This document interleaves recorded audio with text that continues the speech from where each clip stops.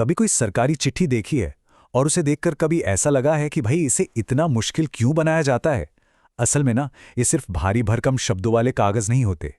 इनके पीछे एक पूरा सिस्टम काम करता है। एक पूरी की पूरी अपनी भाषा है, अपने नियम हैं। तो चलिए आज इसी छिपी हुई दुनिया के कुछ राज खोलते हैं। तो सवाल यही उठता है कि आखिर ये इतनी फॉर्मेलिटी, इतनी औपचारिकता जरूरी क्यों है?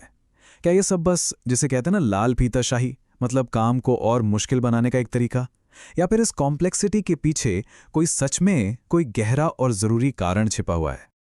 अच्छा, तो इसे समझने के लिए हम इन 5 पॉइंट्स को देखेंगे।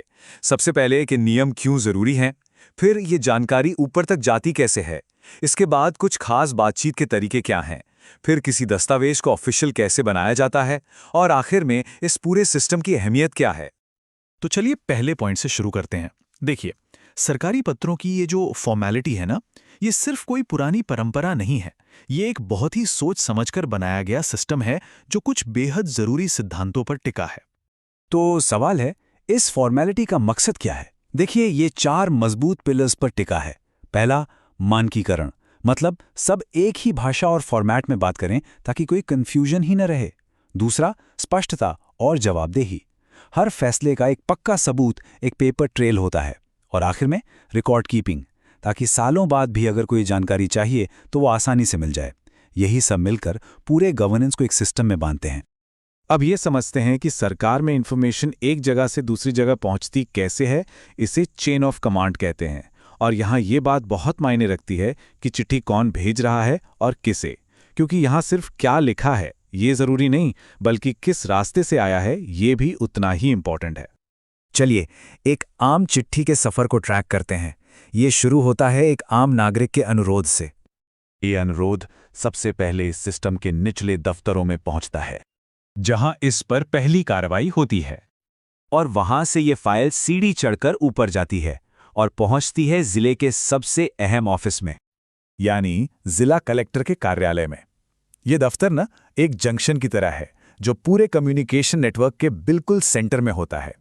यहां पर ना कलेक्टर का रोल सिर्फ एक पोस्ट ऑफिस वाला नहीं है, वो एक फिल्टर भी है और एक चैनल भी। मतलब जिले से स्टेट गवर्नमेंट तक जो भी जरूरी जानकारी जाती है वो यहीं से छनकर ऑर्गेनाइज होकर गुजरती है। कलेक्टर अपनी सिफारिशें भी इसमें जोड़ता है, जिन्हें आगे कमिश्नर रिव्यू करते हैं। तो कह सकते हैं कि ये ऑफिस इंफॉर्मेशन के फ्लो को कंट्रोल करने वाली एक बहुत ही जरूरी कड़ी है। लेकिन ये सिस्टम हमेशा एक जैसा काम नहीं करता। सरकार जब कुछ खास और पावरफुल संस्थाओं से बात करती है तो उसके लिए अलग और ज्यादा सख्त नियम होते हैं। इसका पहला उदाहरण है पुलिस डिपार्टमेंट।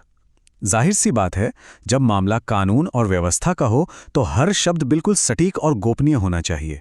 इसीलिए यहां बातचीत के नियम बहुत सख्त हैं। जैसे कि किसी भी गंभीर मामले पर सीधे सुपरिंटेंडेंट ऑफ पुलिस यानी एसपी से बात होती है।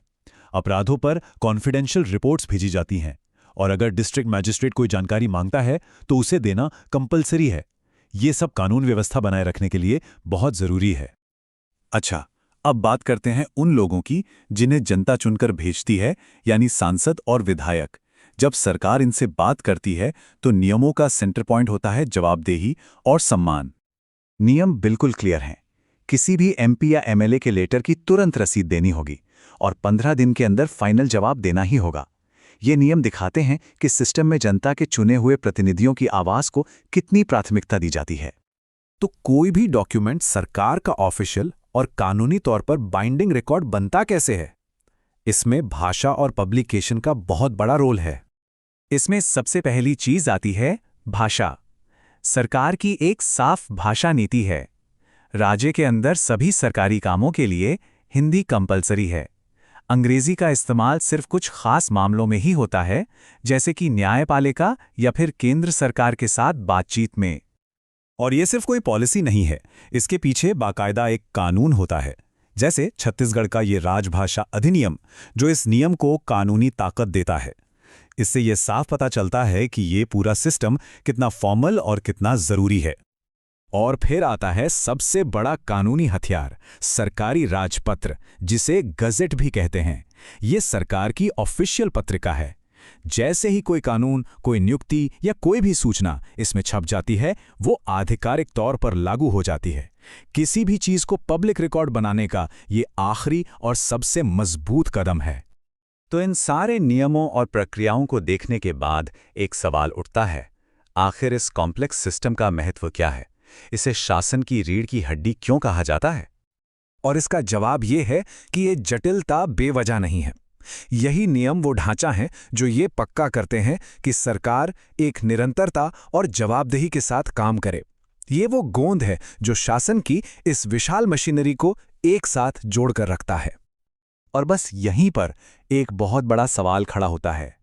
आज के डिजिटल ज़माने में जहां ईमेल है, इंस्टेंट मैसेजिंग है, क्या सरकार के ये पुराने कागज़ वाले नियम अब भी उतने ही ज़रूरी हैं? या फिर क्या अब इन्हें बदलने का वक्त आ गया है? ये सोचने वाली बात है।